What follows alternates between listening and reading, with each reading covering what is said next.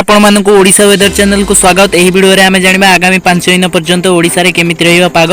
तो आगामी 5 दिन पर्यंत आपण देखंतु ओडिशा रे पाग मुख्यतः भाबे सुखिला रहिछि। आगामी 5 दिन पर्यंत ओडिशा को ठंडा वायुर प्रभाव फल शीत बढ़िबार संभावना रही। किंतु 5 तारिख पर अर्थात 4 तारिख दिन ओडिशा रे वर्षा हेबार संभावना रही। 4 तारिख रे केउ केउ जिल्ला रे वर्षा हेबो से विषय रे जानिबा।